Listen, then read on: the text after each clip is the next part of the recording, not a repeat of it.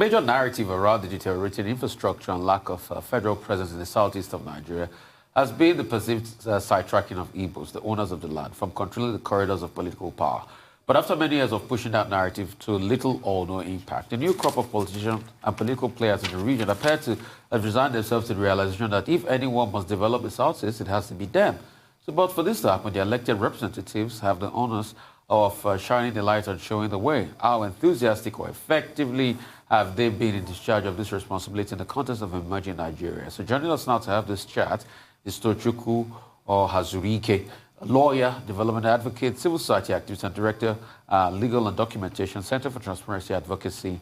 Welcome to the program. It's a pleasure having you. And I want to talk about development of the East, because when you look at things since the Civil War, development has skewed. It's sort of like plateaued in the East. It used to be a very developed region of this country, many industries. I mean, people remember the good old days of the Guinea breweries in Anambra and the likes and things like that churned out Guinea beer and things like that. But when you look at it today, it's not working. And we had the chance to speak to John Ward the other day for Haneze Ndigbo.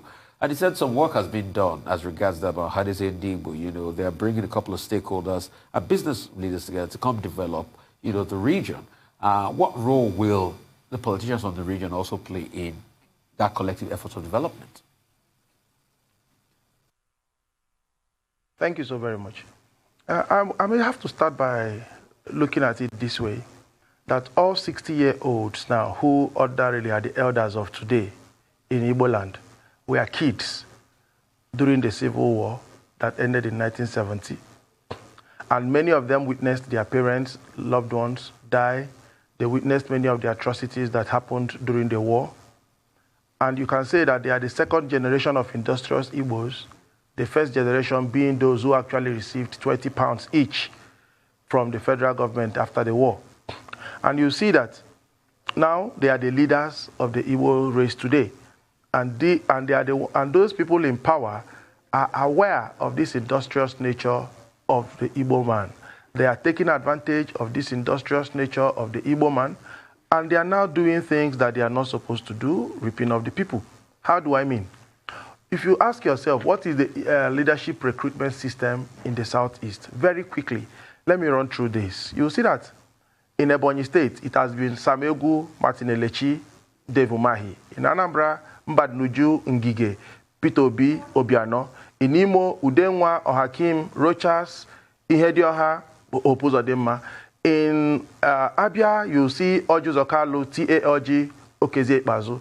In Enugu, Chimaroken Namani, Sullivan Chime, and then the incumbent Buruburu. Now, you see that when you look at it from this perspective, you understand clearly that how these governors have emerged through processes that were hijacked, not that the people selected leaders. Let us forgive the first set of governors in 1999 and look at the people who succeeded them. You will see that in Ebonyi, it was the governor Samegu that put Martin Elechi. In Imo, it was the governor Achiku Denwa. When Ararume's ticket in his party had K-leg, according to the then president, he chose Ikedio Hakim. In Abia, though he was in detention, in prison, TALG was imposed on the people of Abia by Ojuzokalo. Likewise in Enugu, Chimaroken Namani single-handedly railroaded Sullivan Chime to the governorship. So when you see the leadership recruitment system in the Southeast, you see that basically the people do not have a say in who leads them. The people do not have a say in how their leaders are produced. And now, why I make that kind of general statement is this. When these governors are elected, these governors go down the line and select members of the National Assembly, select members of the House of Assembly, appoint members and leadership of the local governments in their states. Because for over time, if you check the history of all vocal National Assembly members who were at any point in time not loyal, I underline the word loyal, to their governors, not to the Constitution, not to the Nigerian people or their constituents, but loyal to the governors, all of them had to lose their offices. That was the consequence of loyalty. That was the consequence of independence. That was the consequence of saying the right thing that you were supposed to say. So to that extent, you will see that the leadership recruitment system in the Southeast has been very faulty. And that leadership recruitment system, until something drastic happens to it, the Southeast and good governance cannot be put in one sentence. Thank you. Well, Tochukwu, I mean, the big topic about the Southeast that we've been talking about on this program for a while is the 2023 general election. And there are persons who hold the view that the best way to resolve the issue, as alleged by some persons of Igbo marginalization, is to make sure that we have an Igbo president in the 2023 general elections. What's your take on that? Do you think that that will solve issues of governance, development in the Southeast, or you don't think so? Doc, when I look at Nigeria having spent 60 years, and for every day of the 60 years, we've had a president who came from one part of the country or not, and I look at those parts of the country, and I ask myself, General Gowon from Plateau State was head of state for 9 years. Is Plateau State heaven today? General Ibrahim Badamasi Babangida was head of state for 8 years. Can we say Niger State is heaven today in Nigeria?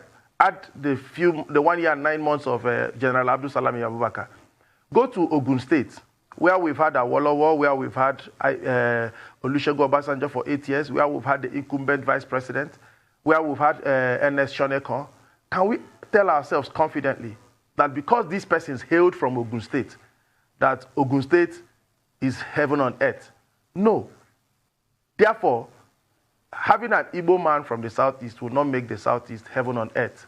However, because we have accepted that we have failed as a people, because we have accepted that we are not one as a nation, that is why we say that a president coming from the Southeast will assuage the issues of marginalization.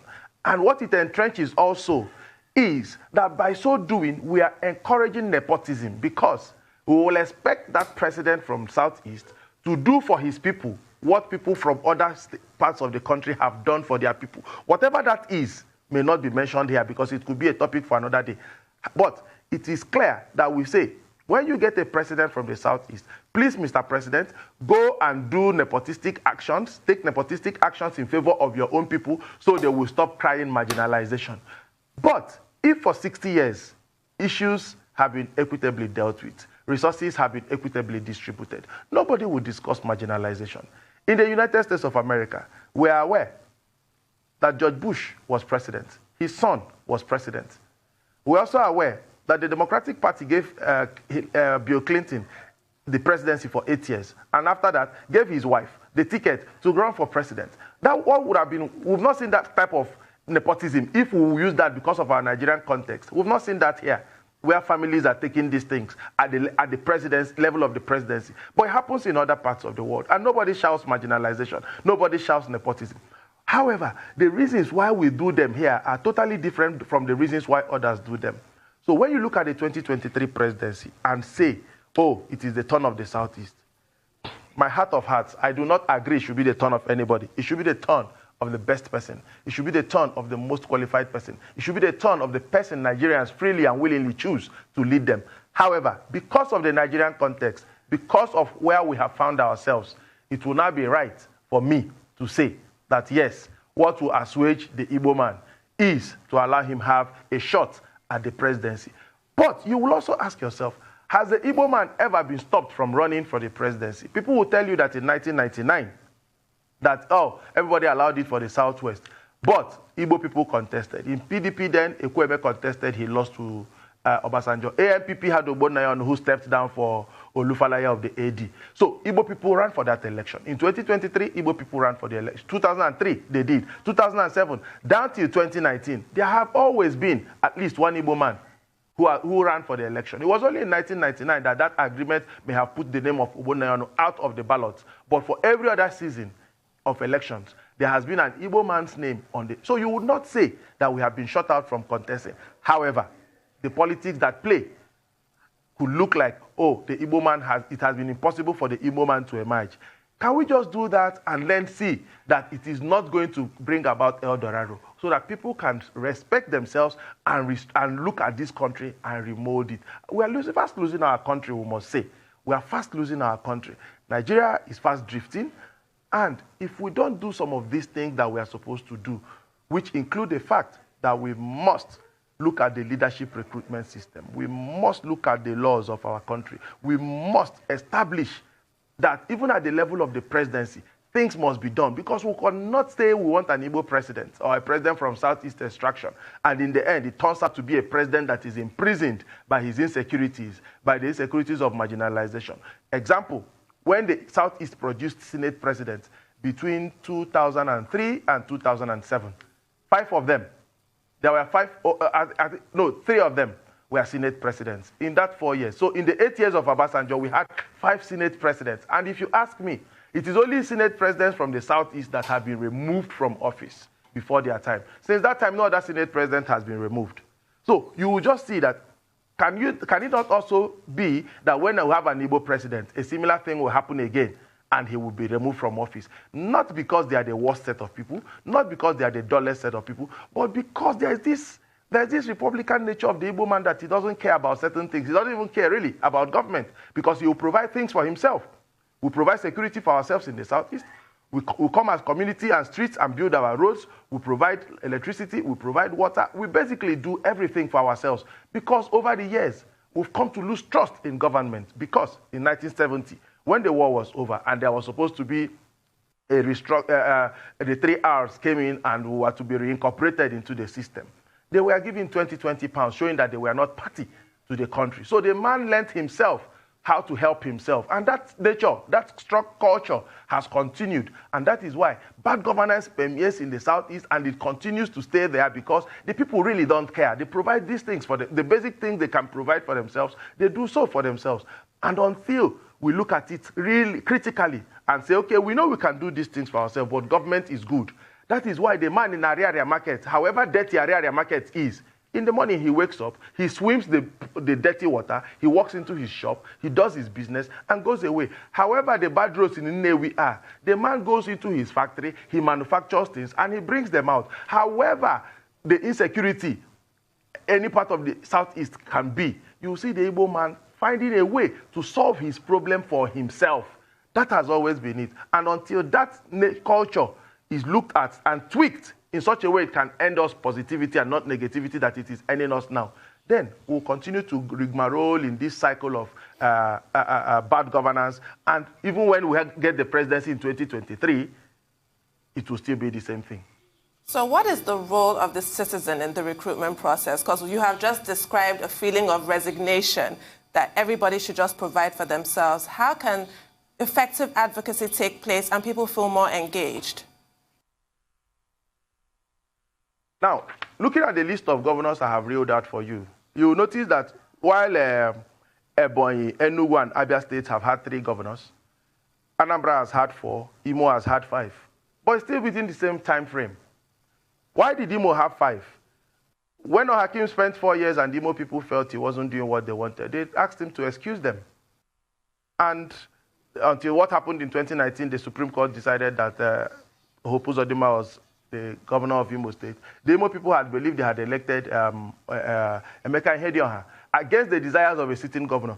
So you will notice that Imo State has come out from among the states of the Southeast to show that it can make a choice as to who can be their governor, or it can take a decision and it will work for them.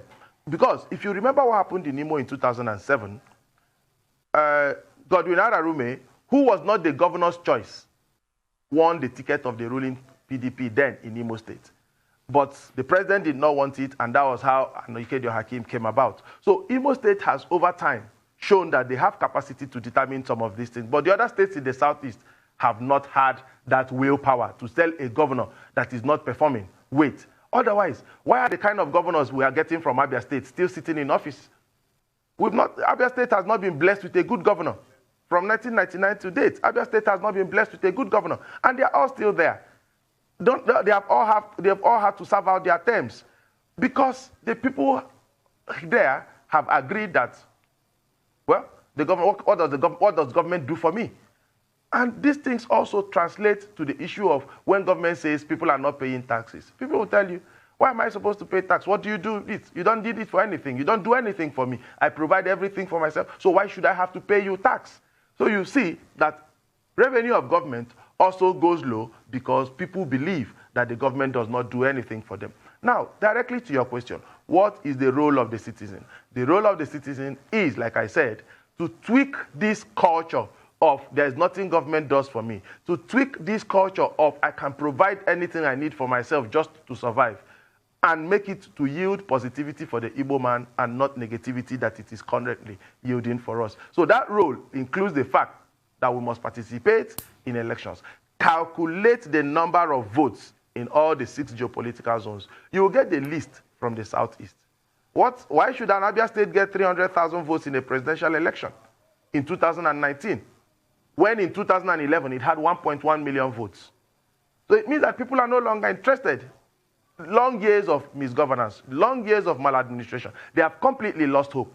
Why should an Abia State get 300,000 votes? How should Enugu State get 400,000 votes? Why should Imo not get 1.5 million votes? Because people are no longer interested in these things that they are doing.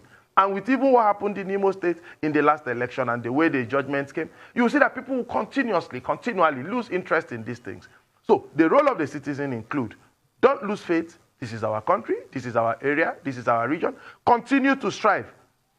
Continue to work hard with your eye on the ball. And then we will get it right. And then we can start a new leadership recruitment system that is going to give us the kind of people we want in our areas of leadership. Not just at the governorship level, but at all levels, in the National Assembly, local government areas, and all that.